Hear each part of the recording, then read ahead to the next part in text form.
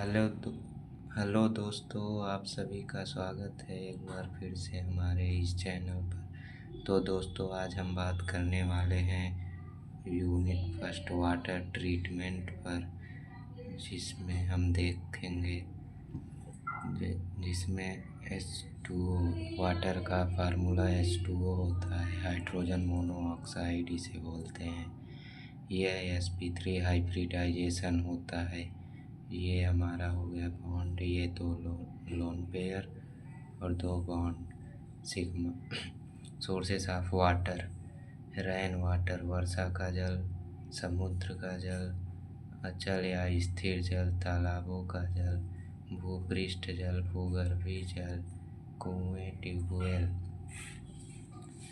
Impurities of water: जल के दोष: सस्पेंडेड वाटर निलंबित जल, डिजॉल्व्ड घुलित, कोलाइडल मतलब कोलाइडी, माइक्रो ऑर्गेनिज्म। अब आते हैं निलंबित जल, इसका पार्टिकल 10⁻⁴ से कम, और CaSCO3 को होल ट्वाइस कार्बोनेट। डिजॉल्व दो प्रकार का होता है, carbonate, non carbonate. CaSCO3 MgHCO3 को whole twice, CaCl2 MgSO4 MgCl2CaSO4। इसमें आता है clay water, water particle 10⁻⁷ metre होता है, इसमें एल्सिया बैक्टीरिया आता है। अब आते हैं टाइप्स ऑफ वाटर, जल के प्रकार। कठोर जल: जो जल साबुन के साथ झाग नहीं देता उसे कठोर जल कहते हैं। इसका रिएक्शन हमारा ये रहा। और यह बात है मृत सॉफ्ट जल: जो साबुन के साथ झाग नहीं देता उसे झाग देता है, जो साबुन के साथ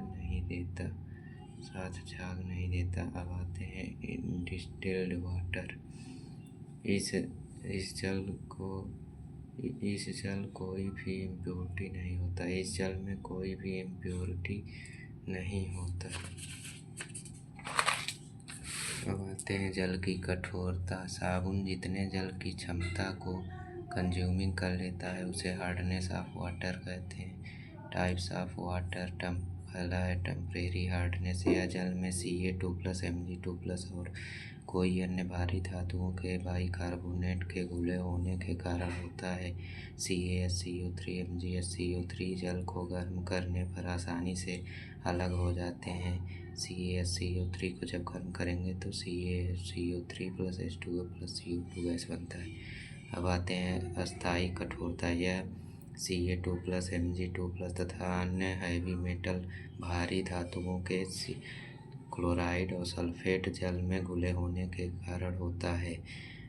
इसका ये रहा फार्मूला। और degree of hardness of water: जल की कठोरता की मात्रा CaCO3 वेट के अनुसार कई प्रकार की होती हैं, जो कठोर जल के बनने और degree of hardness of water को परिभाषित करते हैं।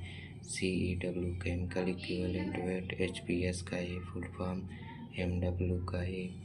Degree of hardness = mass of HPS into CW of CaCO3 upon CEW of HPS। Degree of hardness mass of HPS into MW molecular weight of CaCO3 MW of HPS। MF mole fraction = 100/2 into CEW of HPS। आते हैं unit पर। Unit पहला ppm parts पर million. इसके द्वारा जल के 10⁶ भाग में CaCO3 के कितने भाग उपस्थित हैं इसे ज्ञात करते हैं। और दूसरा है डिग्री फ्रेंच। वाटर के प्रति 10⁵ भाग में CaCO3 का कितना भाग उपस्थित है इसका पता लगाया जाता है। अब आते हैं डिग्री क्लार्क। जल के प्रति 70,000 भाग में CaCO3 का कितना भाग उपस्थित है इसके द्वारा ज्ञात किया जाता है। अब चौथा है मिलीग्राम पर लीटर। प्रति लीटर जल में कितना मिलीग्राम CaCO3 उपस्थित है इसके द्वारा ज्ञात किया जाता है। और इनका आपस में संबंध हमारा ये है, 1 ppm equal to 0.07 degree Clark equal to 1 degree French equal to milligram per litre.